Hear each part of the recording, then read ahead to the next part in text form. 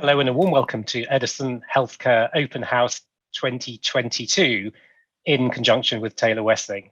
So in this panel session, we're going to be talking about current trends and hot topics in biopharma partnering. My name is Adrian Tatunji and I'm a life science partner at Taylor Wessing, focusing on biopharma partnering. I'm very pleased to be joined by a stellar panel of experienced deal makers who've kindly agreed to share their insights and their thoughts with us today.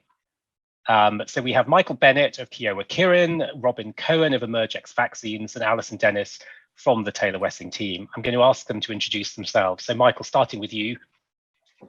Good afternoon, everybody. So I'm Michael Bennett, and as Adrian says, I'm currently working for Kyowa Kirin, where I'm part of the global business development team.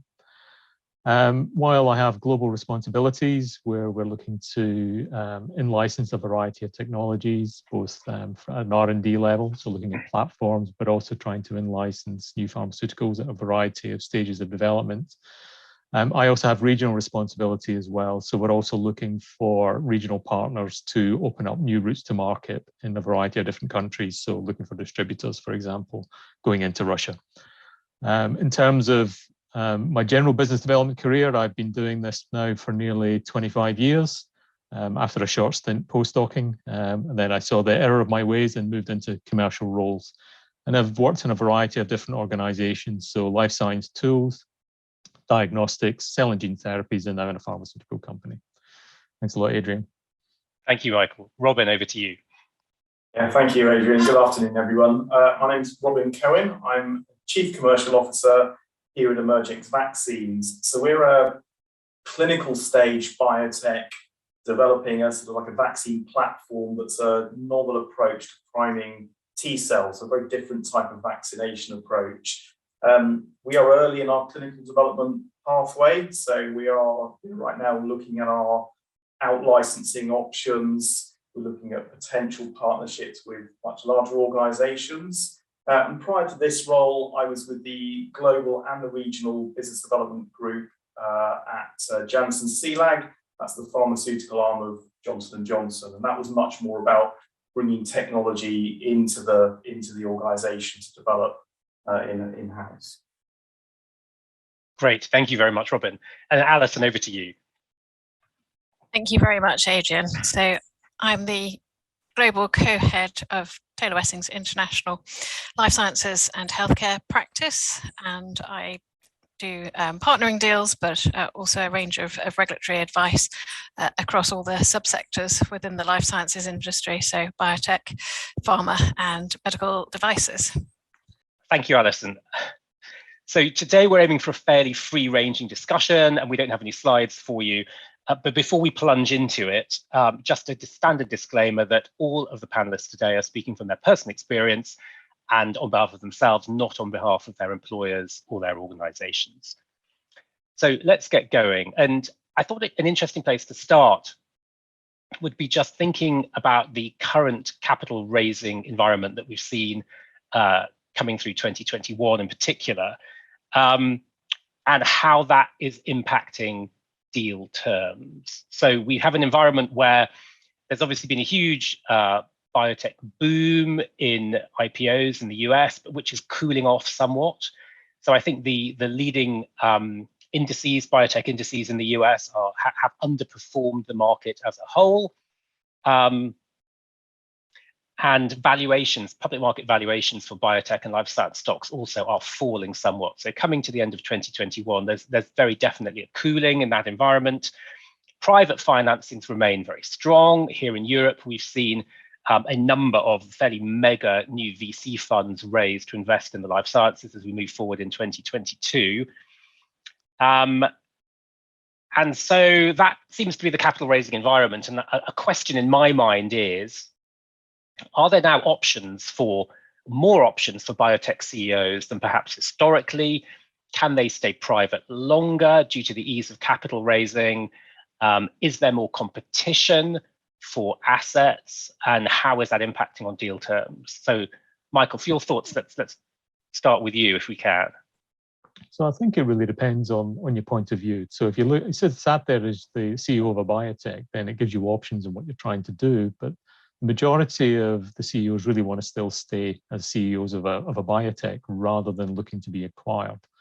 So in terms of technologies, that creates opportunities for organizations trying to get access to those. So they're interested in trying to out-license those types of technologies to organizations such as Kyowa, Kirin, or other pharmaceutical companies, for example.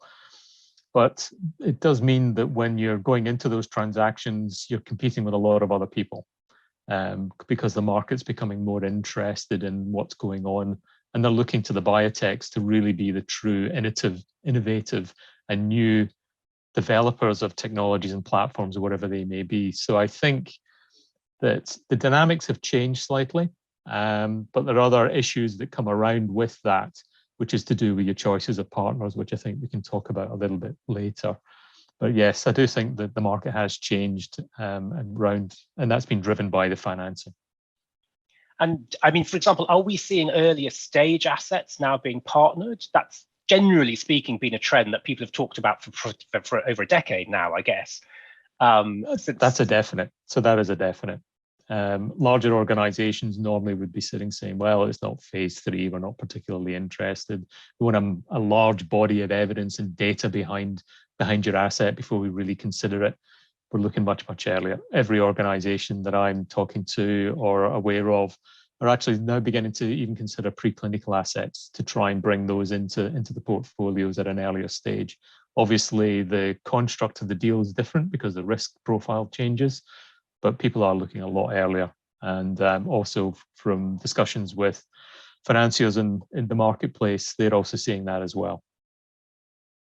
And Robin, is that consistent with what you're seeing in terms of deal terms, both in terms of stage of asset, but also valuations?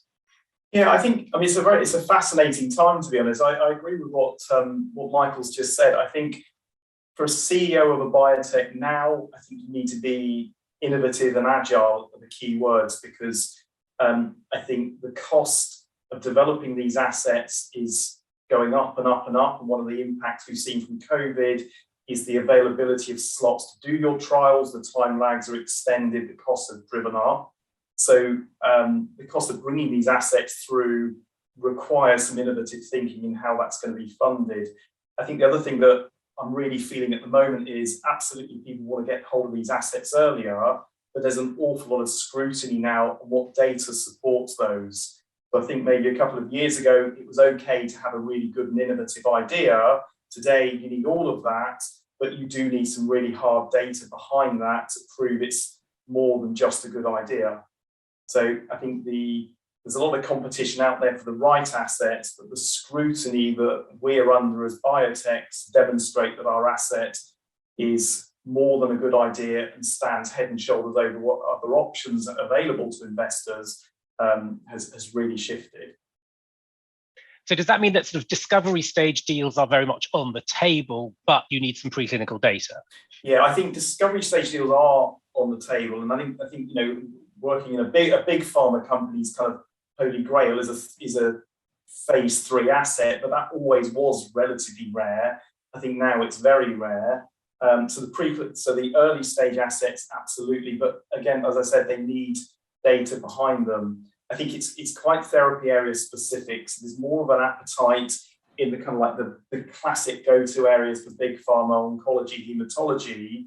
I think once you go outside of those areas, the demand for really solid data is even higher, even in the early stage. So you need to be prepared to share quite a lot of your preclinical data in a way that wasn't such a requirement in the past.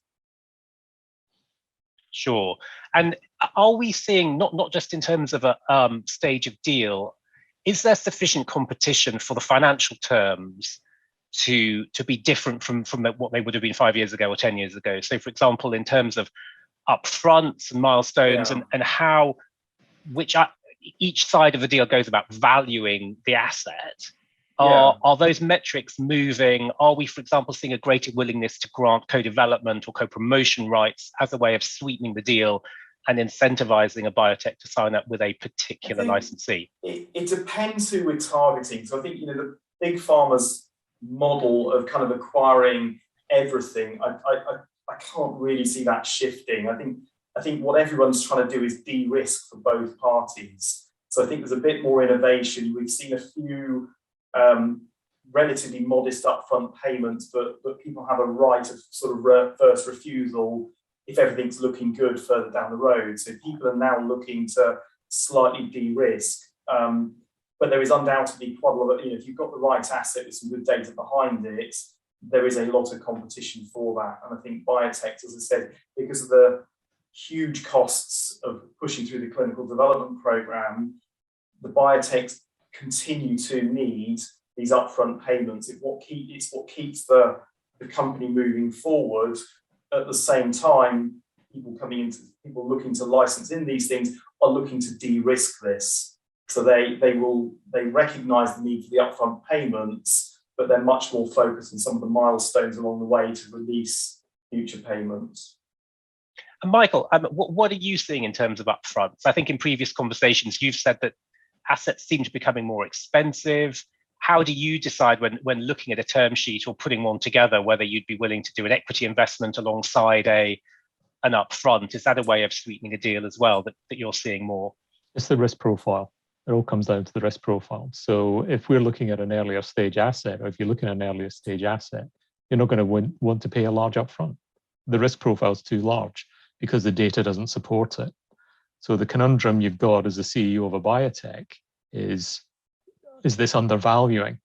And can I make it far enough to get this first milestone? And is there enough money in the deal to allow me to keep going in that direction and to get the partner to actually pay for some of that? Are they willing to pay for some of that? Or have I got to put more skin in the game because I believe in my technology platform?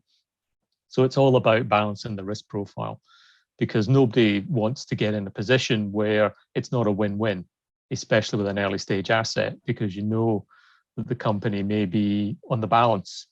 If it's getting harder for them to go out for an IPO, then they're going to struggle to get a further investment, and they don't want to dilute by going to VCs and what like. So it really is a conundrum, and it's a difficult game to play sometimes, I think. Yeah.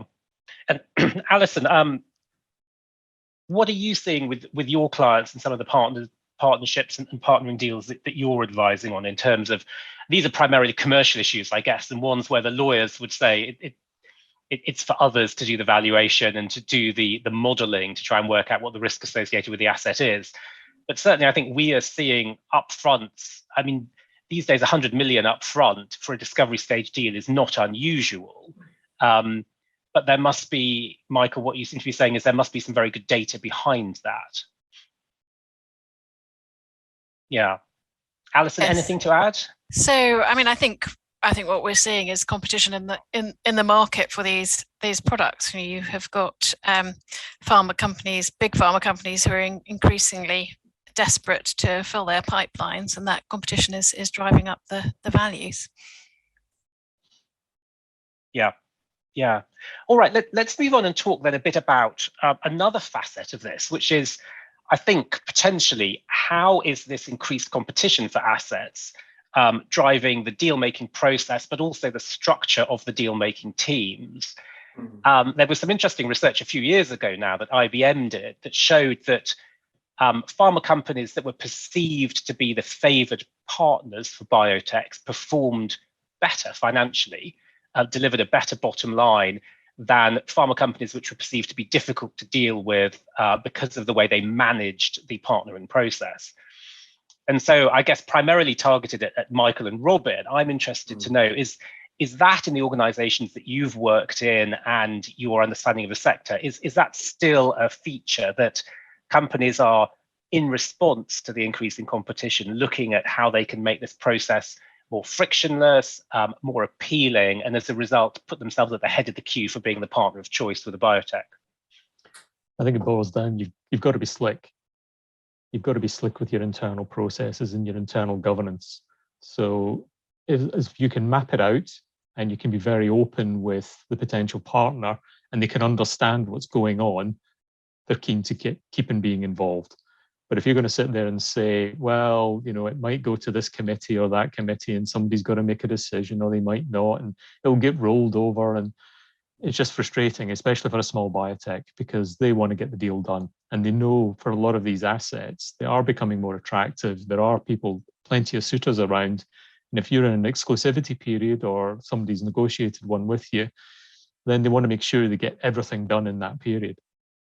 And what they don't want to happen is to have you coming along saying, oh, can we have another month because our governance process says we have to do this or we have to do that. So the choice of partner becomes on your reputation of how well you can actually close some of these transactions and get them over the line. I think, when I worked in a big pharma company, I think the recognition that, what really makes or breaks these deals is how good we are at alliance management. And I think the deals, when you look at acquisitions that have gone well and ones that haven't gone so well, they generally, they hit the stumbling blocks generally when the alliance management falls over. And I think, I've seen a lot of progress with, most of the big companies are fully aware of this. They now have their structures and, proper training and dedicated people to making, alliance management as a key part of the deal making. So, we can go in and buy the asset, but what are you going to do with it? It doesn't really work if both parties aren't talking to each other effectively, and also there needs to be trust on both sides that this deal's got legs to it. So I think it's a selling point from both sides. I think, working in a biotech, I've got to say, having come from a big pharma background, I'm also, as Michael's just alluded to, I'm acutely aware that, what for us in a biotech looks like a small decision can actually take an awful lot of time in a big organization. And really for us, the clock's ticking. I guess the big difference between working in biotech and big pharma is, as the clock's ticking, we're looking at a burn rate of cash. So there's an urgency around concluding the deal or knowing if it's going to go forward that probably isn't felt by our colleagues in big pharma. So I think some assurance that these things will run smoothly is critically important to us. Yeah, no, that's a really interesting point around burn rate. In terms of alliance management, what can a biotech do where typically they won't have the staff, they won't have like a separate alliance management team, probably from the deal sourcing and deal doing team. They may have a project manager in mind for the deal, but not necessarily an alliance manager in conjunction with the project manager. But clearly, as you said, Robin, they're very exposed to risks like a change of priority within their partner, people just losing interest, changes of control, takeovers, all those type of changes, which for the pharma partner might mean it's one of maybe 90 collaborations which are affected, but for them, it's the crown jewels. Yeah.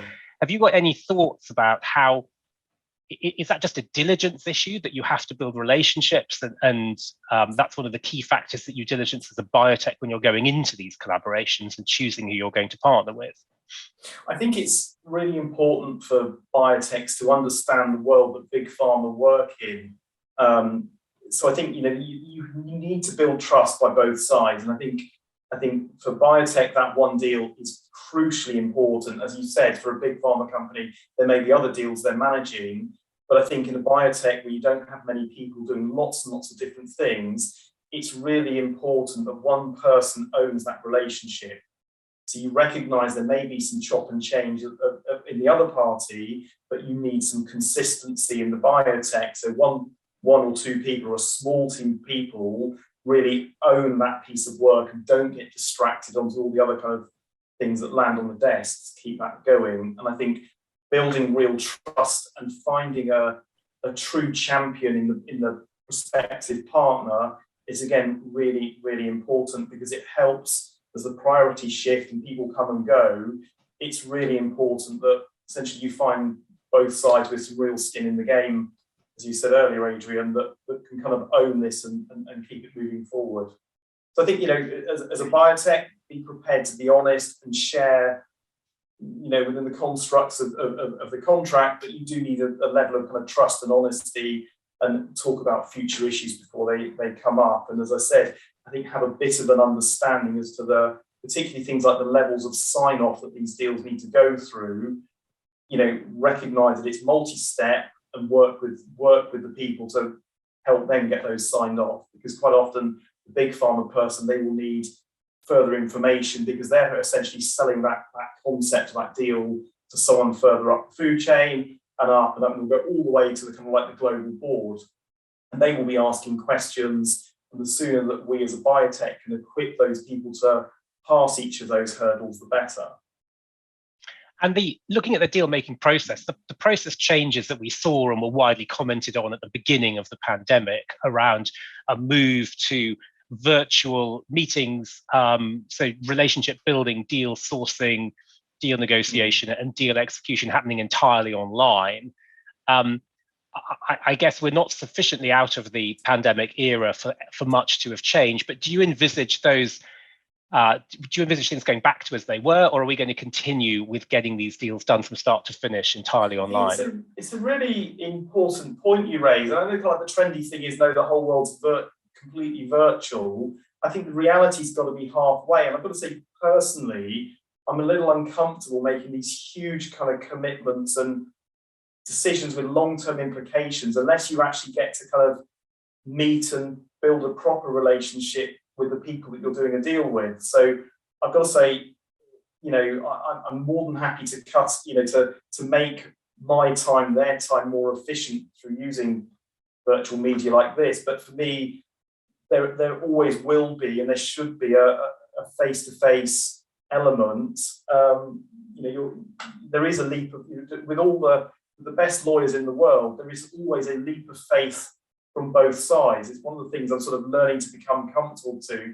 You can tie so much up in a contract, but at the end of the day, both parties are going to jump off the end into the swimming pool and see what happens. And I think doing that without any kind of personal relationship, without having met the team that you're going to be working with, just makes me a little bit nervous. So I think we'll end up in a halfway house. There's two elements. I think there's two elements to that, really. There's the part that Robin's kind of talking about, which is the kind of negotiation part, where depends on the transaction, you can get a lot of it done in this kind of virtual format, but nothing beats sitting in a room, getting it finished. And so being with people and really understanding what's driving them is much easier to do face to face. And that way you can come to better compromises on things that, you may find actually you spend hours arguing over Zoom about, and then you realize actually it wasn't that important to either of you. Yeah. But it's also part of that understanding the team. And I think going back to what Robin said around the alliance management piece, it's so easy for biotech companies to get lost in the milestones and upfront and the constructs of contracts without actually thinking about how's this going to really work day to day. And the only way you do that is by actually being together and understanding each other and realizing that you do have slightly different drivers, but you both want to get to the same place. And you have to compromise with each other to make sure both parties are getting something of value, not just cash, out of the relationship that you've created. And Alison, what are you seeing with the clients that you work with? Is there a willingness and an interest for face-to-face meetings, which is currently thwarted by Omicron? Or are you thinking that people are saying, we'll never go back to that idea of flying to the West Coast for a 2-day meeting? I mean, we saw recently JPM, for example, obviously went virtual. One of the primary deal making and deal doing opportunities globally. What sort of feedback are you getting from your clients?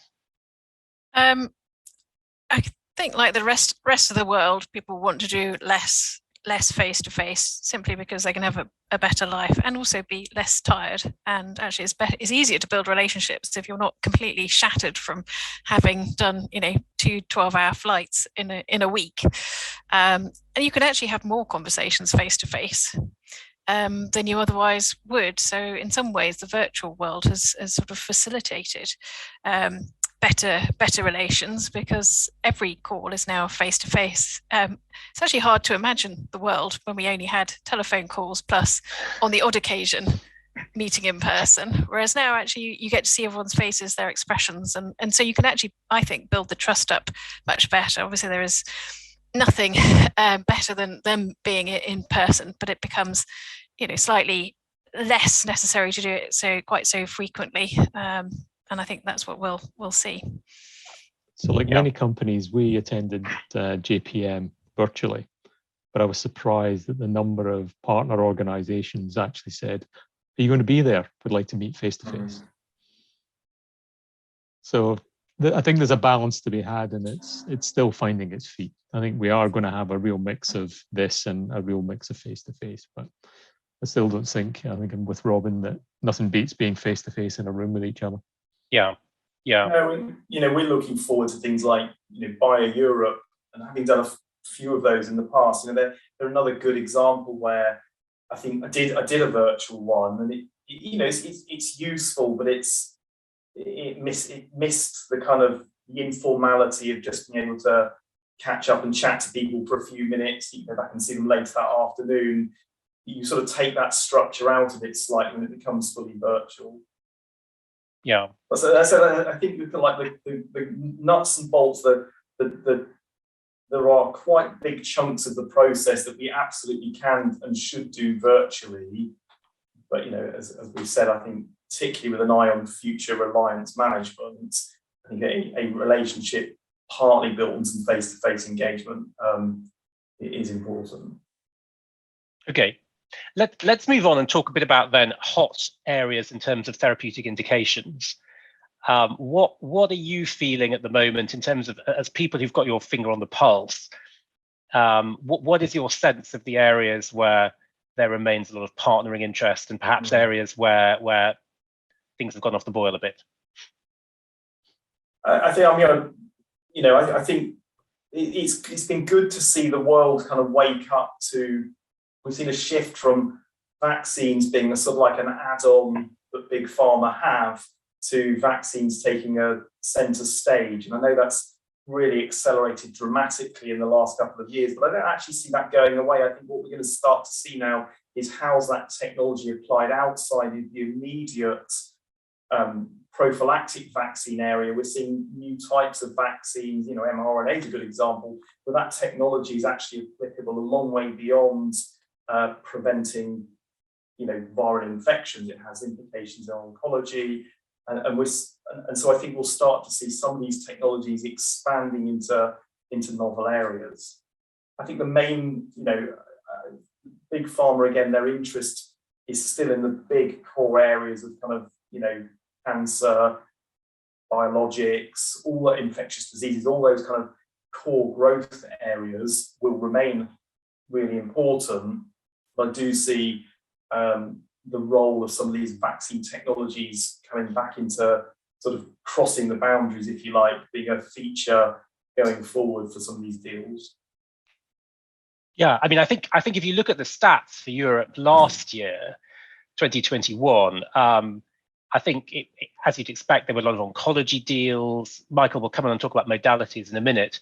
I think some of the surprise was there in terms of respiratory and in terms of infectious disease. So the areas which had been very much in focus in 2020, those had sort of quite quickly fallen away. So I think the deal stats from last year very much focused on oncology, with possibly one or two deals in the CNS space.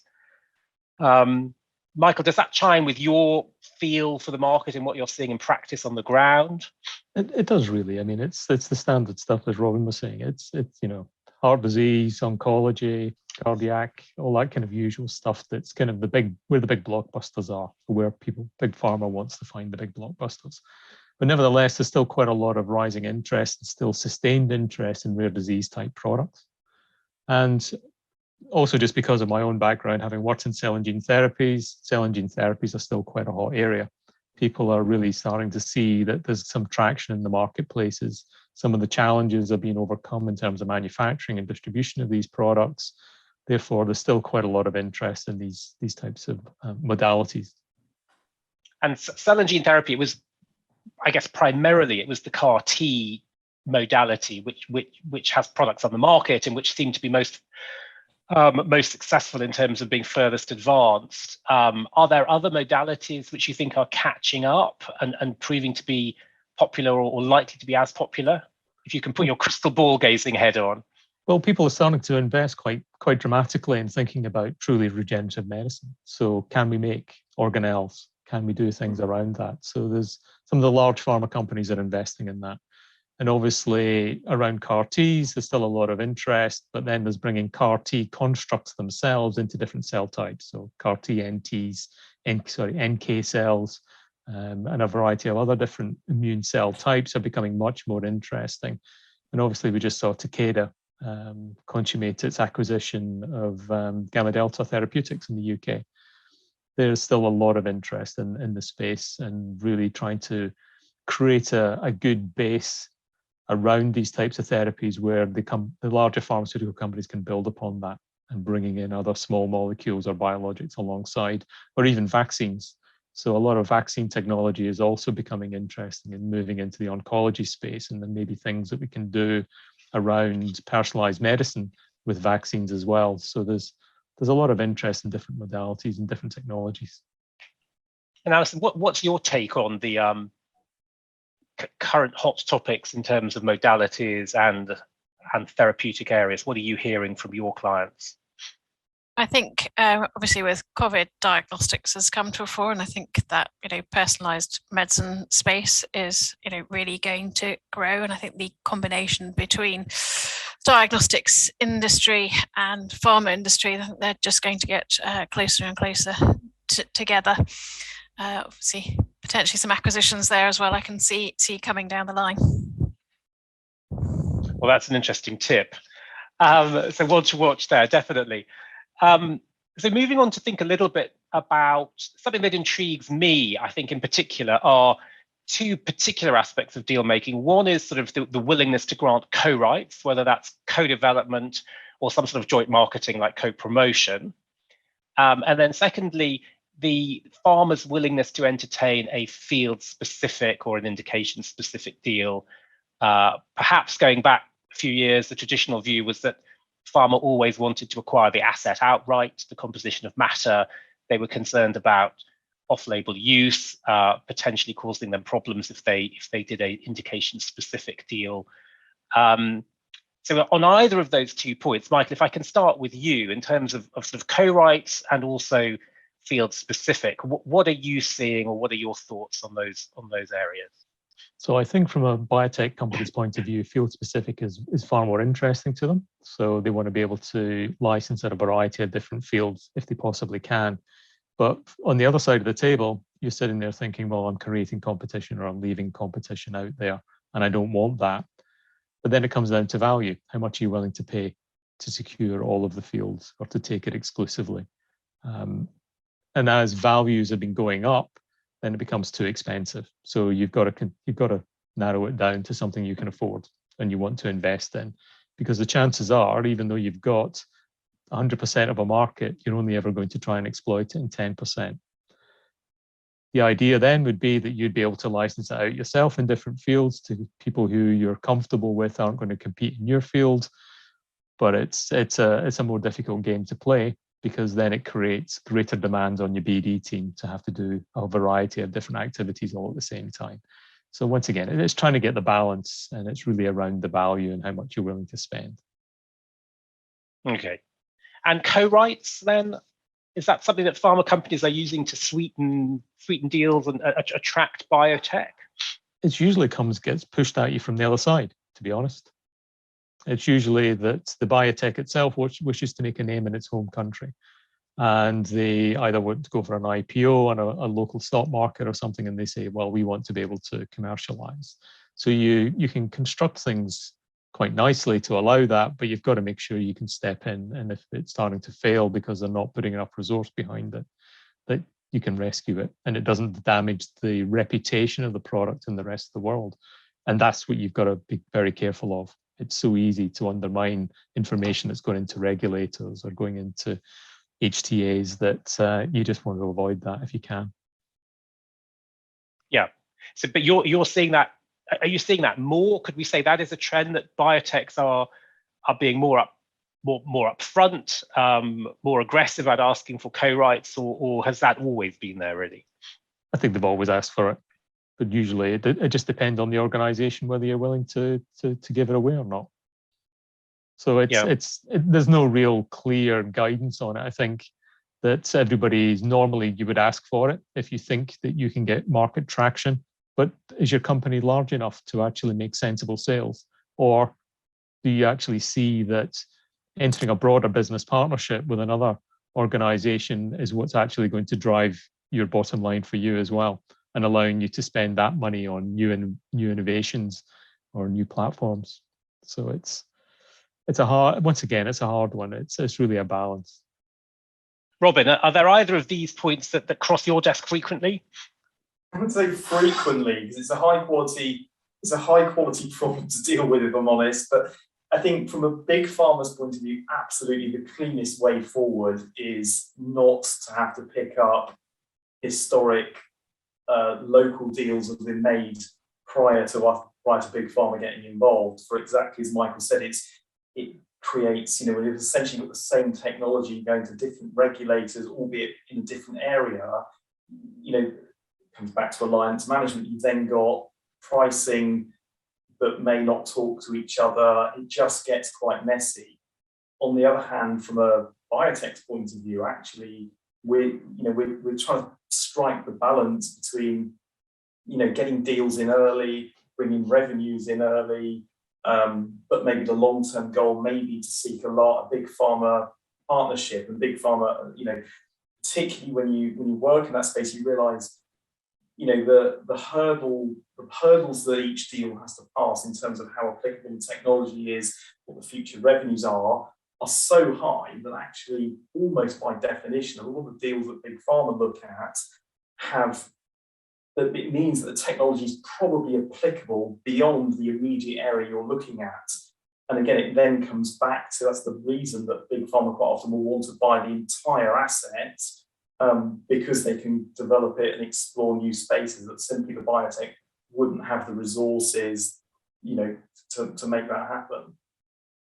And that's you raised an interesting point, Robin, which touches on another issue around the geographies of deals.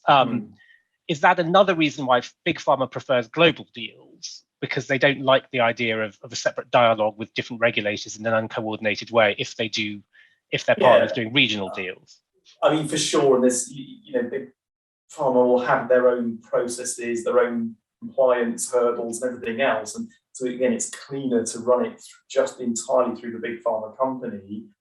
So that wouldn't, depending on how big the company is that's buying the asset, if it is one of the really big global companies, they have the reach to market an asset all the way around the globe, and they've got proven processes to do exactly that. So they don't need to take on co-licensing deals. It can kind of slot into the existing processes that company's developed.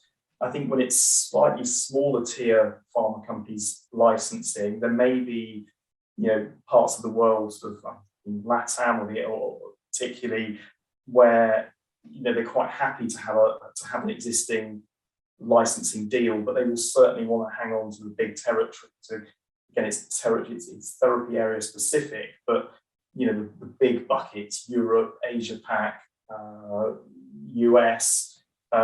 They generally would not, big pharma wouldn't really want to own all of those.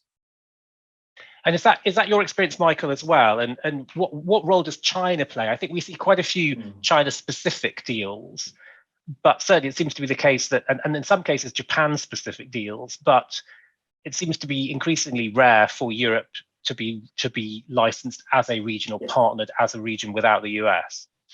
No, exactly, because it just bundles into kind of the Western countries. They're easier to understand, they're easier to operate. Your data set is on the whole being generated there. When you start to think about going to China, then it's a much more difficult market really to get into and to really understand. In Asia Pac, it depends on the organization. So obviously, I'm working for a Japanese company, so that's the first place that they want. They want to secure Asia Pac if they possibly can, and then they can negotiate or discuss some of the other territories that are around if necessary. But the preference, once again, is to have a global deal if you can have it. Yeah. It's interesting though, Adrian, that my experience, China's not driven, given the size of the population and the potential value of the market, it is still very much US, European revenues that drive the shape of the deal, and all the other regions tend to be treated as a bump up. But I can't help but feel that's going to change as you know, China's only the healthcare market in China is going to continue to grow relentlessly. So I think the relative influence on how these regional deals are structured is going to shift quite dramatically in the future. Yeah, sure. I think we've got time for a couple of last topics. So one point that I'd quite like to get your views on is the prevalence of AI-powered drug discovery. So the role of some of these AI discovery platforms. We've seen a couple of deals recently. Obviously, we saw the Benevolent AI SPAC, the listing on NASDAQ via the SPAC in 2021. Just last week, the ex-Ciencia deal with Sanofi was announced, with really very high upfront of about 100 million and potential total deal value of around 5 billion. Some commentators, on the other hand, are and have for a while been saying that the bottom is about to fall out of the AI drug discovery market because it's a sector that promised much but is under-delivering. But the deal values we're seeing and the deal flow that we're seeing suggests that that isn't the case. I was just wondering, intrigued to know if any of you've got any insights, any experience, and any thoughts on the role that these AI providers are playing and likely to play in 2022. Well, Kirin has an AI deal, an AI transaction, but it's at an R&D level. So, like everybody understands, the body of literature that's out there is massive. The size of data sets now are massive. So having machine learning or AI involved in that is useful. But as you just hinted at, Adrian, where's the big success? Where are the big products coming out? So even Benevolent AI, which had the massive market cap, where's its products? Yes, it's got quite a long pipeline, but most of its preclinical assets, none of it's really driven into the clinic yet and producing great data. So everybody's still sitting on the fence. Everybody feels it's valuable, has a potential to be valuable, understands why it should be valuable, but we don't have something. Great points. Alison, any thoughts to share on that? I think Michael's probably made them all. That I think, as we know, AI is the future for our entire lives, perhaps as well. Yeah, I mean, I guess that's the point to track, Michael, isn't it? I off the top of my head, I can't remember how far advanced these assets are. If you look at the leading AI drug discovery companies, how far advanced their assets are, whether any have got as far as, for example, phase 2B. I guess for the sector, a real milestone will be when a product hits the market that has been developed in a significant way from an AI provider. So I actually had a quick squiz at Benevolent AI this morning before this, and I think they were only in phase 1 or about to go into phase 1 with their lead product. So okay. they've still not really driven it through. Interesting, and they were certainly one of the early movers, weren't they? So you would expect their assets to probably be the leading indicator in that field. Great. Well, in the time that we've got left, I thought it would be fun to ask each of you for a bugbear. So if there was one aspect of deal sourcing, deal negotiation, deal execution that you could change, what would it be? Can I start with you, Michael?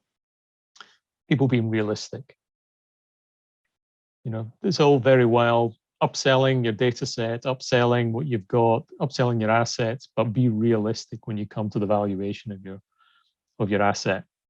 If you go around, bigging it up all the time, then the reality is you're going to be found out, and it'll push you down the pile for everyone's discussion, and it basically spoils the pitch for everybody. Got to be realistic with everything that you've got. And does that mean sharing your sort of risk-adjusted valuation, the basis for the headline figures you're putting on the table? Is that one way of explaining why you can justify what you're asking for? A lot of the time, yes, because everybody's looking for a win-win. Nobody's looking to talk you down, because if I talk you down as a small biotech, you're going to run out of runway potentially. You could swan round within your company, within your pharmaceutical company, going, "Isn't it great? I got that dead cheap." But the reality is you've now made it difficult for that biotech company to do anything. And if you're going to have a co-development and you're trying to form a proper alliance with the organization, you've just spoiled it before you even start, because everybody's going to feel a bit bitter about it because you've browbeaten them down. You've got to pay a reasonable value for anything, and nobody feels aggrieved at paying what they feel is a reasonable value from both sides. So it's being realistic about the deal and the deal terms.